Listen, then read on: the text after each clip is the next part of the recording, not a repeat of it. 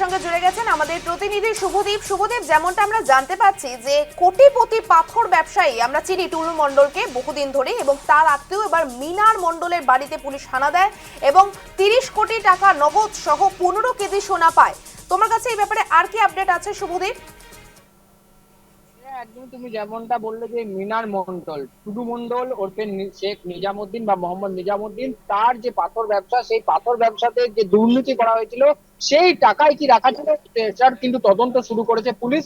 এবং যেটা আমরা দেখতে পেয়েছিলাম যে বীরভূম জেলা পুলিশ সুপার বিদিত রাজ বুন্দেশ কিন্তু গতকাল রাত্রেই একটি সাংবাদিক বৈঠক করেছিলেন এবং সেখানে তিনি জানিয়েছেন এই মিনার মন্ডল কার্যত জেরার মুখে স্বীকার করেছে যে এই সমস্ত টাকা কিন্তু টুলু মন্ডল। এবং আজকে অর্থাৎ বৃহস্পতিবার আমরা সকাল থেকে দেখতে পেলাম টুলু মন্ডলের সিউড়ির যে সাজানো পল্লী রয়েছে সেখানে যে বাড়ি রয়েছে এবং তার সঙ্গে সঙ্গে তার সোৎসালে যে বাড়ি রয়েছে এবং তার সঙ্গে মোহাম্মদ বাজারে তার পার্কিং ও গ্যারেজ, সেই সমস্ত জায়গাতে কিন্তু একসাথে হানা দিয়েছে বীরভূম জেলা পুলিশ এবং সেখানে বিভিন্ন রকম তল্লাশি চলছে। তবে আমরা এটাও জানি যে 4 তারিখের পর থেকে টুলু মন্ডল নিজে এবং তার পরিবারের সদস্যরা কেউই কিন্তু আর পশ্চিমবঙ্গে বা ভারতে নেই এমনটাই মনে করা হচ্ছে। তবে কিভাবে টুলু মন্ডলের এত বাড়বাড়ন্ত, এত সম্পত্তি, কয়েক বছরের মধ্যে তার যে এই বিপুল উত্থান, সেটাই কিন্তু সব থেকে বড় প্রশ্ন চিহ্ন হয়ে উঠেছে। এবং আমরা আজকে যখন তার যে সাজানো পল্লী যে বাড়ি, সেই বাড়ি সাজাতেই মাত্র মোট 7 কোটি টাকা খরচা হয়েছিল।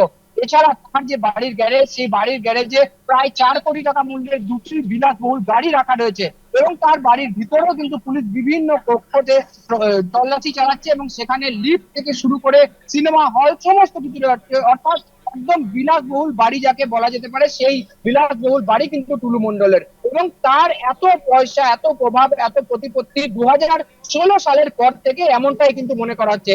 এবং সেই সময়ে তাকে যে এই ডিসিআর এর টেন্ডার, সেই টেন্ডার যাতে কোনোভাবেই স্বচ্ছতা থাকে সেই কারণে এই টেন্ডার করা হলেও সেই সময়ের একজন আমলা, যিনি পরবর্তীতে বীরভূমের জেলা শাসকের দায়িত্ব পালন করেছেন, তিনি কাজ করেছিলেন এবং এই টেন্ডার দেওয়ার ক্ষেত্রে ব্যাপক দুর্নীতি করা হয়েছিল। এবং পরবর্তীতে ডিসিআর নেওয়ার সময় কিন্তু যে দুর্নীতি হয় সেটাই সামনে এসেছে নতুন সরকার আসার পরে। যেটা জানতে পারা যাচ্ছে যে প্রত্যেক দিন 2 থেকে 3 লক্ষ এবং মাস শেষে প্রায় 40 লক্ষ টাকা মতন কিন্তু এই ডিসিআর থেকে রাজস্ব সরকারি খাতে জমা হতো প্রত্যেক মাসে। কিন্তু 4 তারিখের পর বিজেপি সরকার আসার পরে কিন্তু এই রাজস্ব 1,83 থেকে 90 কোটি টাকা হয়েছে এক মাসে। অর্থাৎ তুমি বুঝতেই পারছো কত বিপুল পরিমাণ দুর্নীতি করা হয়েছে এই ডিসিআর সংগ্রহ করার ক্ষেত্রে।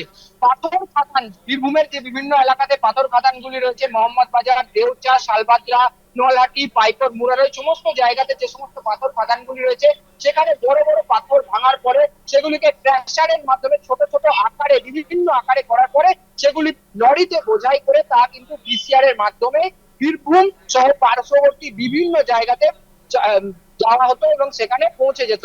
কিন্তু এই পৌঁছে যাওয়ার সময়, অর্থাৎ এই যে লরি ডাম্পার গুলি বেরিয়ে যাওয়ার সময়তে যে ডিসিআর করা হতো তাতেই কিন্তু সব থেকে বড় দুর্নীতি করা হয়েছে, সেটা একদম সামনে এসেছে। এবং স্বাভাবিকভাবেই রাজ্যে পালা বদলের পর জিরো টলারেন্স নীতিতে কিন্তু এই ধরনের যে প্রক্রিয়া তা কিন্তু শুরু করা হয়েছে।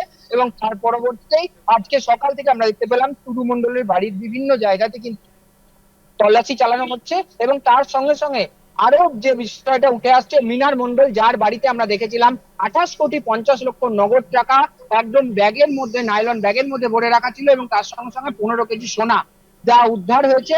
এবং তার পরবর্তীতে রাতেই তাকে গ্রেপ্তার করা হয়। আজকে তাকে সিউড়ি সদর যে আদালত রয়েছে সেখানে তোলা হয়েছে এবং তার রিমান্ড নিয়ে কিন্তু পুলিশ আরো জিজ্ঞাসাবাদ করে তার কাছ থেকে আরো অন্য তথ্য নেবে। এবং তার সঙ্গে সঙ্গে টুলু মন্ডলের যে সমস্ত সম্পত্তিগুলি রয়েছে, যে যে সম্পত্তিগুলিতে দেখভালের দায়িত্বে যারা রয়েছেন তাদেরকে কিন্তু যোগাযোগ করা হচ্ছে এবং তাদের সঙ্গে কিন্তু কথা বলে পুলিশ আরো তল্লাশি অভিযানের মধ্য দিয়ে সমস্ত প্রক্রিয়া আরো পরবর্তীতে জানা যাবে যে কিভাবে এই কতটা ছড়িয়ে রয়েছে বীরভূম জুড়ে এই দুর্নীতির মূল।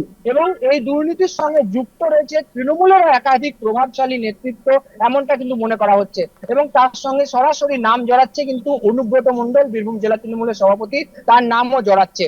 এবং স্বাভাবিকভাবে এই ঘটনাতে আরো একটি চাঞ্চল্যকর মোড়, শ্রেয়া তোমাকে বলে রাখবো, এই ঘটনা অর্থাৎ গতকালকে বুধবার যখন আমরা দেখেছিলাম যে দিনভর বিভিন্ন জায়গাতে তল্লাশি চালানো হয়েছে এবং টাকা উদ্ধারের ঘটনা ঘটেছে, সেই জায়গা থেকে দাঁড়িয়েই কিন্তু তার পরবর্তীতে আমরা দেখেছি যে 7 জনকে মোহাম্মদ বাজার থানার পুলিশ গ্রেপ্তার করেছে। তাদের কাছ থেকে উদ্ধার হয়েছে বিভিন্ন জিনিসপত্র।